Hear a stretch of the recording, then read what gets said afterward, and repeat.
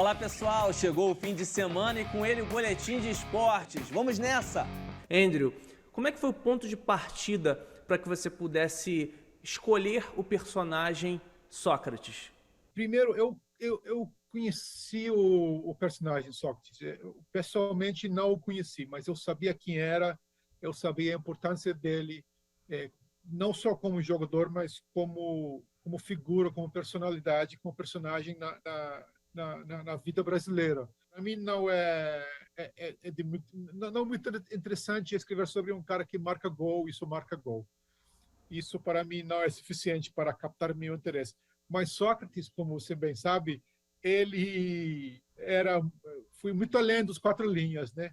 Ele se envolveu na política, no ativismo social, ele escreveu, ele produziu teatro, ele pintava, ele era comentarista, ele fazia um monte de coisas. Então, para mim, isso era o que mais me atraía, a ideia de escrever um livro sobre ele. A intelectualidade de Sócrates combinava com o ambiente do futebol, ou seja, Sócrates ele foi acolhido ou expelido pelo meio do futebol? Sócrates ficava sempre um pouco frustrado com isso, que ele tinha um truque quando ele era jovem, até com Botafogo. Ele pegava o jornal, foi para a concentração, e ele pegava e ele tirava a secção de deportes e deixou o jornal na mesa. E ele disse que nunca ninguém pegou o jornal para ler. Ele ficou bravo, ele falou: pô, Carlos, vocês têm que ler, vocês têm que se informar, vocês têm que saber mais sobre a vida, mais sobre o que está acontecendo no país. E essa frustração nunca deixou Sócrates. Ele sempre achava assim, até a final da vida, ele achava que os jogadores tinham muito poder. Como Sócrates, na sua visão, se encaixaria no momento atual do Brasil? Eu não gostaria de colocar palavras na boca dele hoje em dia. Primeiro, porque Sócrates era imprevisível, então não dava para saber o que ele ia falar. Mas com certeza, eu não tenho nenhuma dúvida que uma pessoa como Sócrates faz falta hoje em dia. Uma pessoa que era engajado, que era culto, que era inteligente, que gostava de debater ideias, que gostava de lidar com pessoas que pensavam diferente dele. Isso, nesse mundo polarizado, eu acho que pessoas como Sócrates são cada vez mais ausentes. Sentimos falta de pessoas como ele, que podem agir como um ponte entre os dois lados, que gostava de falar com o outro lado com respeito. E com Sócrates ele gostava de fazer isso, com certeza, uma certa zoeira, ele era brincalhão, gostava de rir e fazer piadas, mesmo com pessoas que não concordavam com ele. Então, eu acho que isso é uma coisa que seria muito bem-vindo hoje em dia.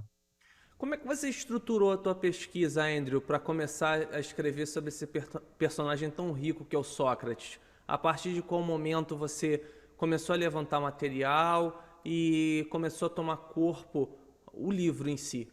Eu comecei fazendo pesquisa principalmente nas hemerotecas aqui no Brasil, na Hemeroteca Mário Andrade, centro de São Paulo. Eu fui para a Hemeroteca, Biblioteca em Ribeirão Preto, principalmente para ler os jornais da época, para ver que Sócrates estava falando, como ele estava jogando, essas coisas.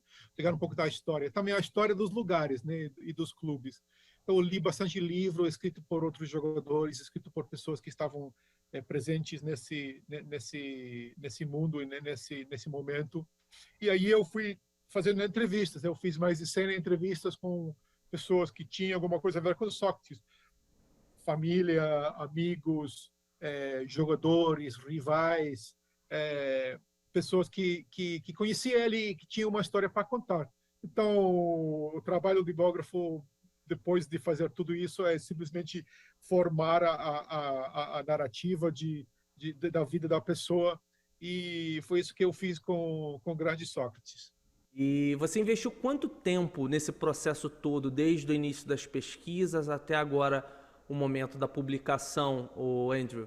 Eu comecei a trabalhar em final de 2014, Eu terminei o livro no meados segundo semestre de 2016 e saiu em Grã-Bretanha em 2017, em inglês. Escrevi o livro em inglês. E desde então saiu versões em Itália, na França, Polônia, Turquia e agora no Brasil. É importante você tocar na questão da Itália, porque também foi, apesar de não ter tido um êxito esportivo a passagem do Sócrates pela Itália, os motivos apresentados pelo Sócrates para ir para a Itália não era nem a exposição num time do exterior, mas sim o momento que o país atravessava, não é verdade? Sim, Sócrates foi para a Itália em maio de 84 e ele famosamente ele era muito ativo na campanha de Direta Já. E Sócrates ficou no Vale de Anhangabaú, numa manifestação de mais de 1 milhão de pessoas. Ele ficou na frente de todo mundo e falou: se o emenda Dante de Oliveira passa, que permite aos brasileiros eleger o próximo presidente, eu não vou sair do meu querido Brasil, ele falou. E o 1 milhão de pessoas, todo mundo ficou louco. E era Osmar Santos, que era o cara ao lado, e falou: só, ô doutor, repete de novo, se a emenda Dante de Oliveira passa, o que você vai fazer? E ele falou: eu não vou sair do meu Brasil. Então, só que colocava a democracia, o futuro do Brasil na frente dos interesses pessoais dele, que é alguma coisa impensável hoje no futebol e no esporte, não é? É verdade, tem toda a razão. E essa passagem tem uma capa que exemplifica isso, uma capa de revista que é icônica desse período, que é o dia do fico do Sócrates, na revista Placar. Ele ficaria se o Brasil mudasse. O Brasil, naquela altura, não mudou, ele acabou indo para a Fiorentina, né? E o resto é história, né? Foi para a Fiorentina, não foi um momento muito feliz para ele. Também ele foi para a Itália, era a época que a Itália estava abrindo, né, as fronteiras para jogadores. Então, todos os melhores jogadores de 82, da Copa de 82, todos eles estavam indo para a Itália. Então, a Itália, nos anos 80, é como a Premier League da Inglaterra é hoje. É onde todo mundo queria jogar. Então, para Sócrates era um desafio muito grande ir para lá. Eu queria que você tocasse nesse ápice na democracia corintiana, né?